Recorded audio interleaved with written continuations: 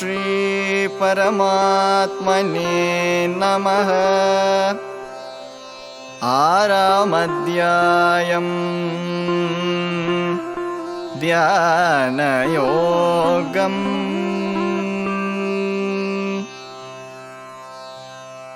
श्री பகவானுரைத்தார், பலன் சாராது செயல்கள் செய்வோன் துறவியும் யோகியும் ஆவான். வேள்வியையும் செயலையுமே தவிர்ப்பவன் துறவியாகான். துறவு எனப்படுவதும் யோகமே என அறி பாண்டவா. செயல் தூண்டுதலை துறவாத எவனும் யோகியாவதில்லையே. யோகத்தை அடைய விரும்பும் முனிவனுக்கு செயல் காரணம், யோகம் அடைந்தோனுக்கு செயலின்மையே காரணமாகும். எப்போது புலன் இன்பங்களிலும் செயல்களிலும் ஆசையின்றி எல்லா செயல் தூண்டுதல் விட்டவன் அப்போதே யோகி எனப்படுவான். தன்னை தன்னால் உயர்த்திக்கொள், தன்னை தன்னால் தாழ்த்திக் கொள்ளாதே. தனக்கு தானே தான் நண்பன், தனக்கு தானே தான் பகைவன். தன்னை தானே வென்றவன் தனக்கு தானே நண்பனாவான். தன்னை தானே வெல்லாதவன் தனக்கு தானே பகைவனாவான். குளிர் வெப்பம் சுகதுக்கம் மானகவமானம் இவைகளில் தன்னை வென்று மனம் தெளிந்தவன் பரமாத்மாவில் நிலைக்கின்றான். ஞானமை ஞானத்தில் நிறைவும் புலன்களை வென்று நிலைத்து கல்மண் பொன் சமமாய் காணும் யோகி நிலை பெற்றவனாவான். நண்பன் பகைவன் உதாசீனன் நடுவன் வெறுப்போன் சுற்றுத்தான். நன்மை தீமை அனைத்திலும் சமுபுத்தியுள்ளோன் சிறந்தவன். யோகியோ தனித்து இருந்து உள்ளமும் உடலும் அடக்கி ஆசை பற்றின்றி எப்போதும் மனத்தை ஒடுக்க வேண்டும். தூய நிலையான மிகவும் உயர்ந்தும் தாழ்ந்தும் இல்லா இடத்தில் தர்பை மாந்தோல் துணியாலான இருக்கையை தனக்கென கொண்டு இருக்கையில் அமர்ந்த மனத்தை ஒரு நிலைப்படுத்தி உடலின் செயல்களை அடக்கி மனத்தின் தூய்மைக்காக யோகம் பயில்க.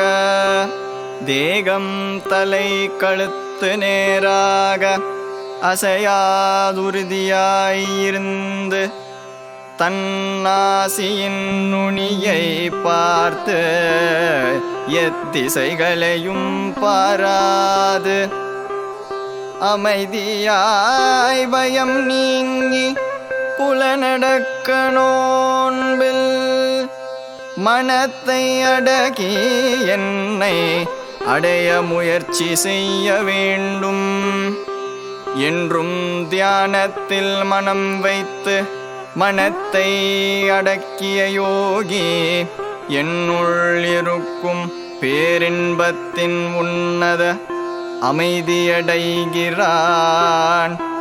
அதிகம் உண்போன் உறங்குவோன் அறவே உண்ணாது விழித்திருப்போன். இவ்வாறான எவருக்கும் யோகம் கிட்டாது அர்ஜுனா. உண்பதில் உலவி மகிழ்வதில் செயல்களில் உருங்குவதில் விழிப்பதில் அளவுடையோனுக்கே துயர் போக்கும் யோகம் கைகூடும். எப்போது எல்லா செயல்களிலும் ஆசை நீங்கி சித்தமடங்கி ஆன்மாவில் லயிக்கும் போதவன் யோகி என்றழைக்கப்படுகிறான். காற்றில்லா இடத்து தீபம் போல் ஆன்ம தியானம் செய்கின்ற யோகியின் மனம் அசைவதில்லை. அடங்கிய மனத்தின் உவமையாம் யோக பயிற்சியினால் மனம் எங்கு லயமாகிடுமோ, நுட்பமான புத்தியானது ஆன்மாவில் மகிழ்ந்திடுமோ.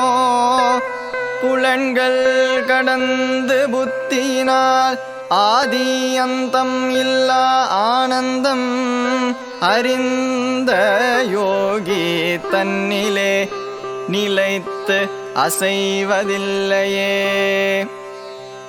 எதனை அடைந்த பின்னர் வேறொன்றை மனம் நாடாதோ, எதனில் நிலைப்பதால் பெரிய துன்பத்தாலும் கலங்கிடாதோ. துன்பத்தின் சேர்க்கையிலிருந்து விடுபடும் நிலையே யோகமாம்.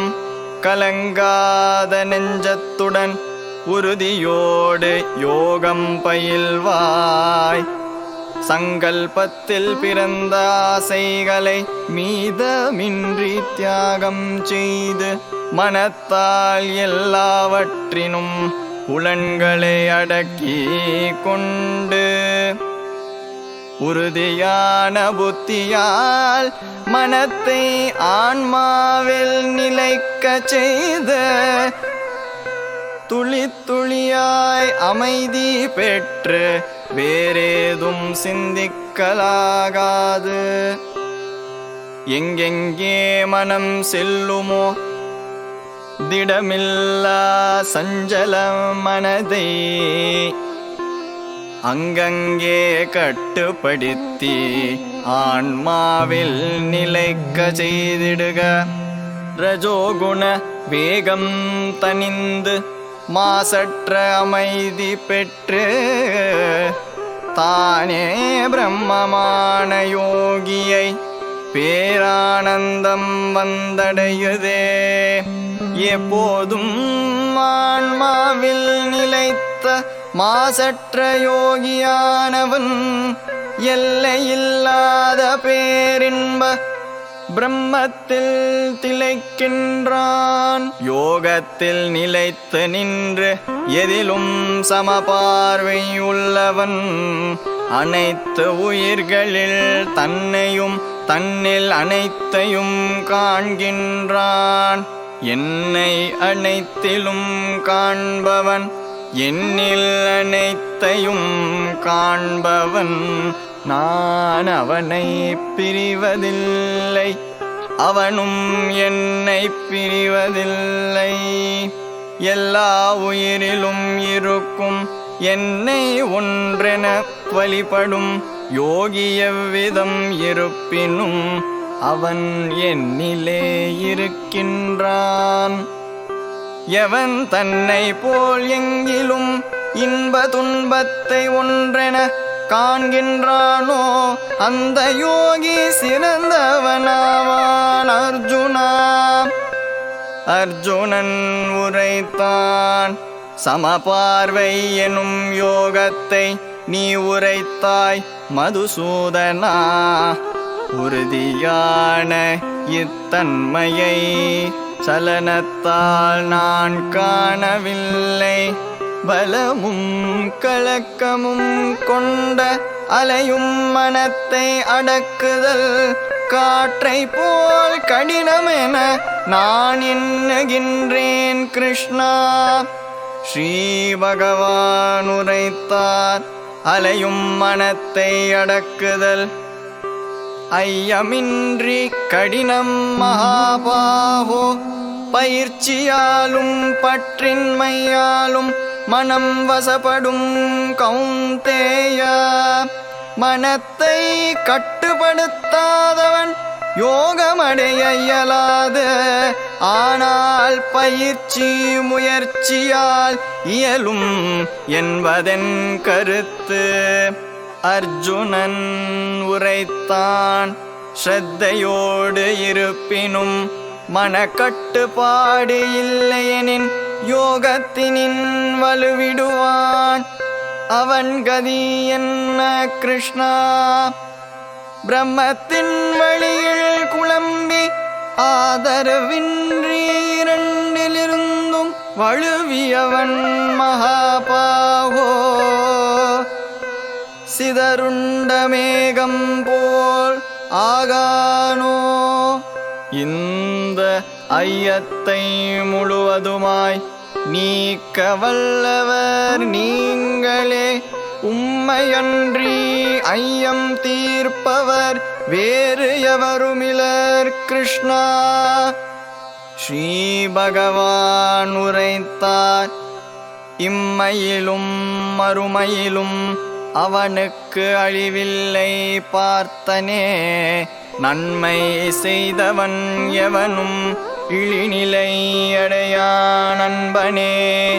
யோக நிலையின் வழுவியவன் புண்ணிய புலகில் நெடிது வாழ்ந்து நல்லொழுக்க செல்வந்தர் வீட்டில் வந்து இவன் உதிக்கின்றான். மற்ற ஞானமுள்ள யோகியரின் குலத்தில் வந்து உதிக்கிறான். இது போன்ற பிறவி திண்ணமாய் இங்கு பெறுவது அரிதாம். பூர்வதேகத்தில் உண்டான அறிவின் சேர்க்கையால் இப்பிரிவில் இரநிலை அடைய மீண்டும் முயல்கிறான் குரு நந்தனா. அவன் முயலாவிடினும் முற்பிறவி யோக சாதனையால் ஈர்க்கப்பட்டு யோகத்தை அறிய விளைவோன் வேதத்தை கடக்கின்றான். ஊக்கத்தோடு முயற்சி செய்து பாவம் நீங்கி தூயவனாகி எண்ணற்ற பிறவியில் பண்பட்டு பரமகதியை அடைகின்றான். தவசிகள் அறிவுள்ளவர்கள் செயல் செய்வோர் இவர்களை விட யோகி மேலானவனாகையால் யோகியாகிவிடு அர்ஜுனா. அகத்திருக்கும் ஆத்மனேயவன் என்னில் செலுத்தி ஸ்ரத்தையோடு என்னை நாடுகின்றானோ அவனே யோகியருள் சிறந்தவன். ஓம் தத்சத். இங்கனம் பிரம்ம வித்யாயாம் யோக சாஸ்திரமாம் ஸ்ரீகிருஷ்ணருக்கும் அர்ஜுனருக்கும் இடையில் நடந்த உரையாடல் ஸ்ரீமத் பகவத்கீதை எனும் உபனிஷத்தில் தியான யோகம் எனும் 6ஆம் அத்தியாயமாம்.